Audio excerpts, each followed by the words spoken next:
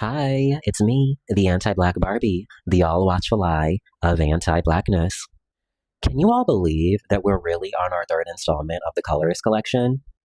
Believe it or not, this is actually one of my most viewed editions on this channel, and I really couldn't be more grateful to you all because of it.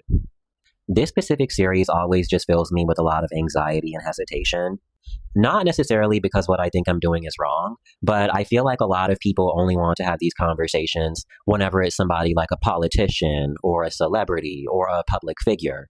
Whenever it's time to actually hold someone in their community accountable, I notice that all of a sudden they're above it.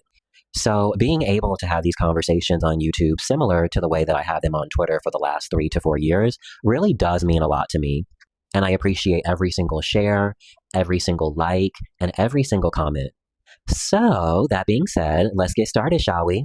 I know I'm a little late, but I thought it would be fun to come online and have a discussion with you all about a few things that have captured my attention over the last few weeks. One situation that really stood out to me was this popular social media influencer who goes by the name of Kevin Love underscore. The reason why he's going viral is because of this video he made in which the caption says, "When you're damn near 30 and finally recognize why your relationships never worked out. Because this was my type all along," in which he shares 5 different examples of non-Black people, which you can imagine rubbed a lot of people the wrong way. And there's a lot to unpack here. Right off the bat, the optics are just very off-putting. I don't care how much a person tries to spin it. Somebody using 5 examples of non-Black people as their type, as a Black person, is always going to be a sign of low racial self-esteem. And I don't mean to sound dramatic, but the concept of us not being your first, your second, your third, your fourth, or even your fifth option really speaks volumes to how much you value Black people. As someone who is actually a feminine gay Black man, none of this really comes as a surprise to me. In the very rare occasion that they are attracted to femininity, 9 times out of 10, they're only going to be able to appreciate this on the body of a non-Black person.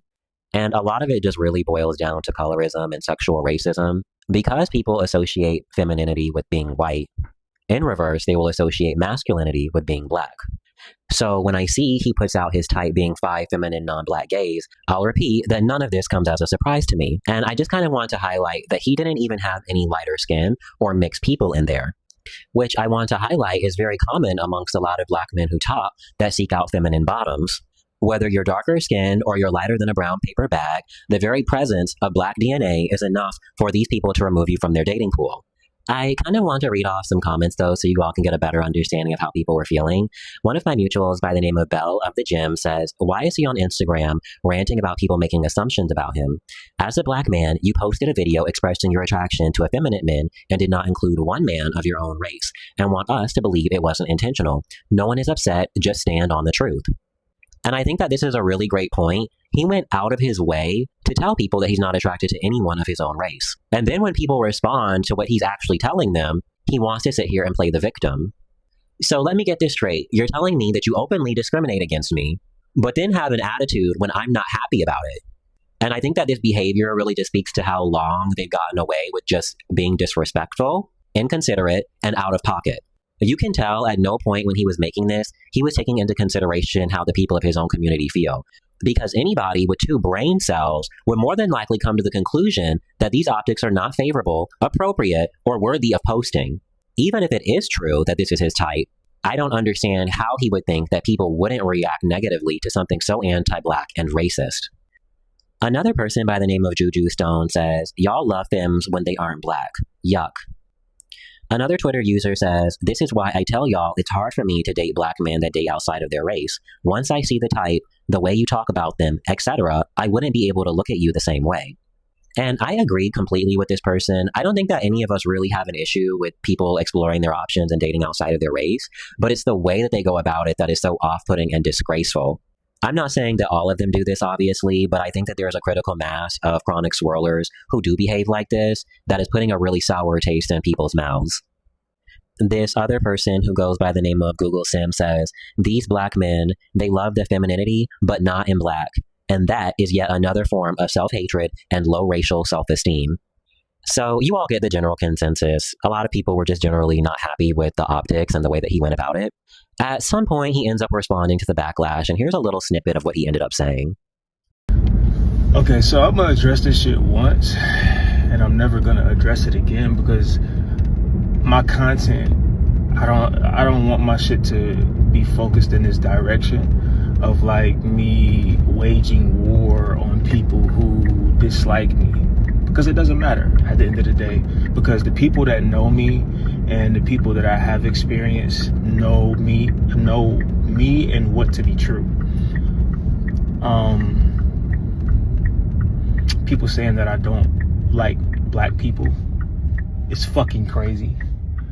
For one, because most of the people that I engaged in heterosexual relationships with prior to me coming out were black women, and were showered with love, sensitivity, admiration, validation, gifts, etc. You know what I'm saying? And were treated like the ladies that they are. I love black women, and all of the women in my life, my mother, sisters, cousins, all that, all feel safe, all feel protected around me, and know that I love them very much, and they are, i.e., black women. It's not about race for me. Even co-workers alike, you know what I'm saying? You know, they all feel safe, they all love me, and they know who I truly am. I'm not really worried about, you know, a couple comments or whatever, but I noticed that there are some allegations out there or whatever. And then also too, like, people saying that I like, you know, boys that look young. Fucking crazy. You know what I'm saying? Has nothing to do with that. I'm attracted to femininity. It's just that, plain and simple. I'm attracted to femininity, beauty, and that's pretty much it. I don't really need to address this shit, because the people who are in my life know who I actually am. I know who the fuck I am. I'm not about to let people psychoanalyze me off of a fucking 11-second clip. I'm not looking at these photos and being like, oh, that's a 10-year-old. Like, what the fuck? Fuck out of here. Y'all calling me sick? Y'all are sick. You know what I'm saying? Because how can you psychoanalyze someone's whole life based off of a clip? 11 seconds. That's how long the clip was. It was 11 seconds. And you're psychoanalyzing someone's whole analysis, whom you never met in person or don't know, never even had a conversation with, off of 11 seconds. It's fucking crazy. I've been alive for 29 years, and you're psychoanalyzing me. I think the frustrating part for me when I hear people respond like this is not even necessarily the fact that they're upset, but the fact that they're not willing to acknowledge their part that they played in the situation. Nobody told you to come online and use your platform of 16,000 followers to inadvertently say that you are not attracted to black people. I will continue to reiterate explicit versus implicit behavior. Nobody has to come out and verbalize that they are not attracted to black people. You posting 5 photos of your type being non-black people is more than enough for us to come to that conclusion. So the fact that he's spinning it like people are blowing it out of proportion, or that we're crazy for insinuating that he's not attracted to black people, despite not a single person in that slide being black, is not only intellectually dishonest, but borderline delusional. And I think that there's a reason why a lot of feminine black people are not giving these individuals the benefit of the doubt anymore. Because every single time we have these conversations, no one wants to be honest. They want to silence people. They want to gaslight. They want to deflect. And it's like, at this point, what are we getting out of it? I don't subscribe to non-reciprocal relationships. So if you think that I'm going to be nice to someone who is openly discriminating against me, then you have another thing coming. And I just think it's really funny because they always tend to address everything but what's actually being said. No one asked about your mother. No one asked about your sister. No one asked about your auntie, your uncle. None of that really matters because you are not dating those people, and this point is irrelevant. What is relevant is that you posted 5 photos of 5 non-black people saying that they are your type to your predominantly black audience.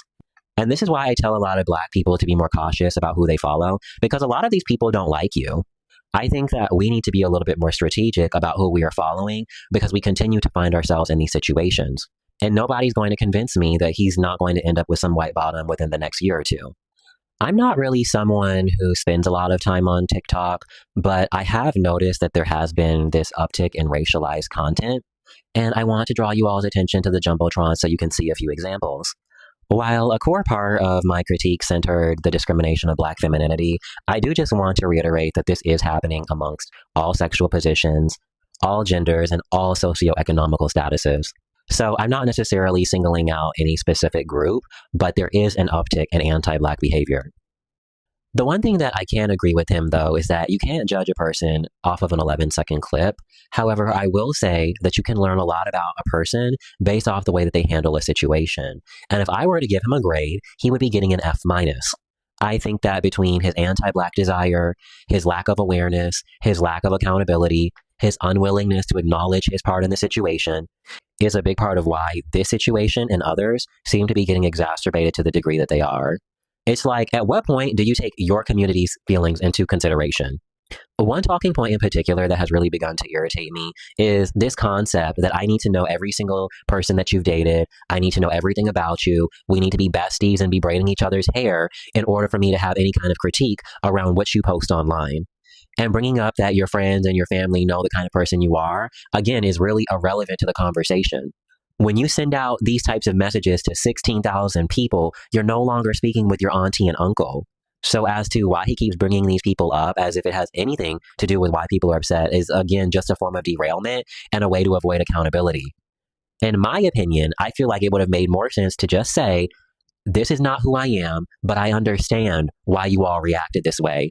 You don't even necessarily have to apologize, but painting people out to be like they're just haters or that they just dislike you for no reason, in my opinion, is not an accurate reflection of what's really happening. You posted something ignorant online and people responded. It's really just that simple. That being said, let's move on to the next topic, shall we? The second individual I want to have a conversation about is this person who goes by the name of itsjs_DJ. I ended up making this tweet about him several days ago after noticing a multitude of anti-Black and colorist tweets that he was posting. The first tweet that caught my attention was, I want a light-skinned nigga, in which another colonized Black man by the name of Mitch Copeland says, I'm changing my addiction. That red shit lethal. In which DJ responds, lethal? Okay, I need me some white chocolate. And I'm like, hold up. So wait, it went from light skin to white chocolate? I mean, this is just pitiful. Another tweet I noticed him saying was, I love me a cute black washed white boy. And while I don't need him to make these omissions, I think it's just really funny for documentation purposes to hear them verbalize that they actually prefer Black mannerisms on the body of a non-Black person. It explains why so many of them are in relationships with anti-Black BBC chasing fetishizers. They don't find racial fetishization offensive. A lot of them are actually attracted to it. Another tweet that I saw from this person by the name of Jormani says, that weirdo said in a video that he'd only sleep with a girl if she was a light-skinned woman, and I never looked at him the same. Unsubscribed immediately, shaking my head. And when she responds, I don't recall ever saying that. However, if I did, that's my preference. Why are you concerned about what I stick my dick into, punk? Move the fuck around like you did when you unsubscribed. The fuck are you worried about me for? So I don't have any real confirmation around him saying this, although based off the way he responded to this person and this abundance of anti-Black tweets that we have at our disposal, I think it makes complete sense that he would feel this way. A lot of them are sexual racist, and a lot of them take pride in discriminating against people of their own race. After viewing the tweets, I made this post, quote tweeting him saying, the result of low racial self-esteem. Anybody who comes online and talks like this does not like themselves, let alone other Black people. They'll settle for someone lighter skinned if they can, but in a lot of these cases, they typically are going to prefer someone who is a non-Black person. As a general note, though, I think I'm just really exhausted with how aggressive these people are in regards to announce their preference for non-Black people. It's not just enough for a lot of these people to discriminate against the people of their own race. They feel the need to make it abundantly clear to us that they don't like us as well. Whether it's explicitly stated like this person or implicitly stated like the last one, there is a lack of racial self-esteem in our community, and it's starting to erode people's mind from the inside out. I think that it's really unfortunate that we fostered an environment where things like colorism, racism, texturism, featureism has become normalized within our community. And things like being pro-Black and advocating for the liberation of Black people is now seen as a negative, which is actually a great segue into the next person I want to talk about, who goes by the username Wreckin' One tweet in particular that I find relevant to the conversation is where he tweeted, I can't talk with pro-Black Hotep MFs because they are overly the most insufferable people you will ever meet. In which you all can imagine it got quite a bit of backlash. One person tweeted, being pro-Black is now an issue. If it wasn't for pro-Black people like Tubman or MLK, your goofy ass would either still be a slave or have limited rights. Pro-Black people aren't the problem. You are a coon, which is the true issue here. He made a few more tweets antagonizing people, saying, "I told the Black Hoteps to suck my D." Now, before we go too far into his analysis, I do want to give a general definition of what a Hotep is. In Black culture, a Hotep is a slang term used to describe a specific group of Afrocentrists. It is often used to criticize individuals who blend performative, ancient Egyptian-inspired Black pride with social conservatism, rigid gender roles, pseudo-history, and sometimes conspiracy theories. Essentially, it's a way of accusing someone of performative pro-Black activism, more or less accusing them of using these topics as like springboards to try and do witch hunts or things of that nature. In my opinion, it's really just a reductive way of engaging with individuals who want the liberation of Black people. Instead of them engaging with a conversation around colorism, they'll accuse you of just using it as a way to try and get at somebody or project your insecurities onto them, rather than addressing real world issues that plague the Black community. Now, I kind of wanted to lay the foundation around what he was saying before I end up sharing these screenshots my good Judy by the name of TruthSpeaker02 found on him. The first tweet they found was, "Dirty white boys are it." The next tweet was, "Me with my Latino nigga." The next one says, "Somehow I always find myself wanting a Latino guy." And I bring these tweets up specifically to highlight that a lot of these people who lash out at us don't necessarily have an issue with us personally, but their main point of contention is that they feel a sense of insecurity when they hear people talk about these subjects. A lot of the times, these people see these tweets and feel hit and don't know how to properly react. So instead of engaging with their anti-Black desire, they, of course, gaslight, deflect, derail, and minimize a lot of real-world issues because they are the main proponents of them. These situations really had me thinking about this tweet I made yesterday that says, "Finding out men that I used to talk to who made my life difficult end up being into race play is liberating. I convinced myself for so long that I was the problem, when in reality it had nothing to do with me. Free yourself from the guilt, the shame, and the anxiety. A lot of them just hate themselves, and it's not a reflection of you as a person as to why it didn't work out." I've noticed that a lot of the times you have negative interactions with chronic swirlers, whether it's from a relationship standpoint, a friendship standpoint, or even something as basic as a general conversation. A lot of that animosity you're feeling doesn't really necessarily have anything to do with you.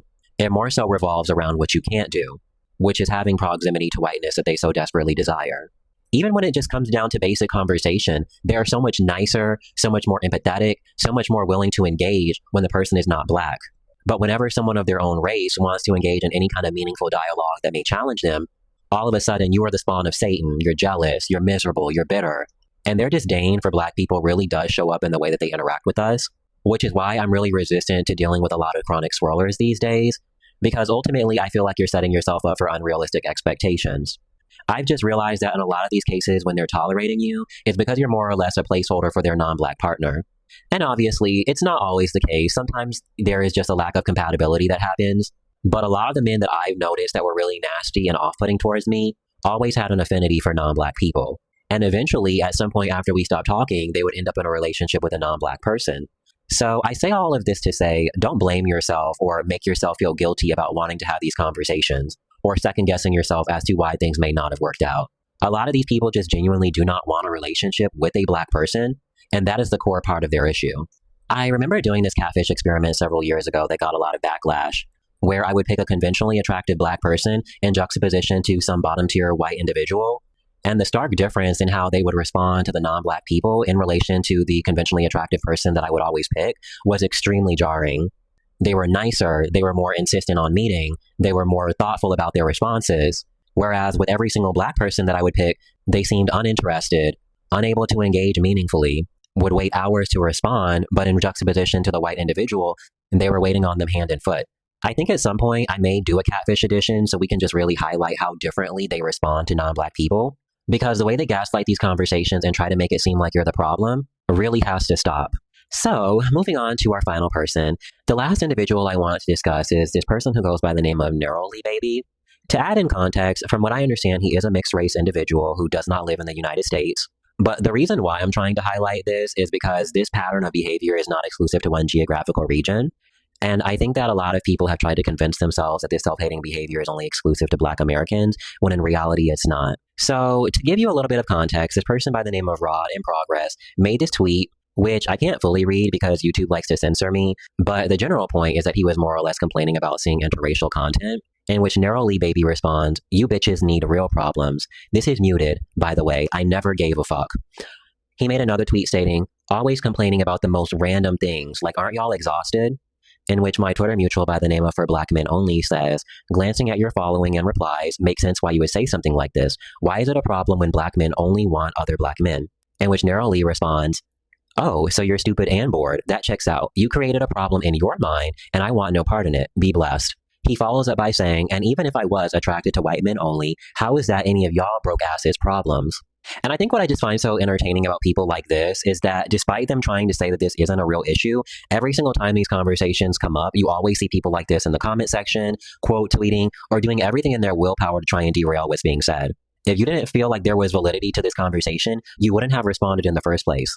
Yet, per usual, here he is using his platform of around like 15, 16,000 people, trying to convince people otherwise.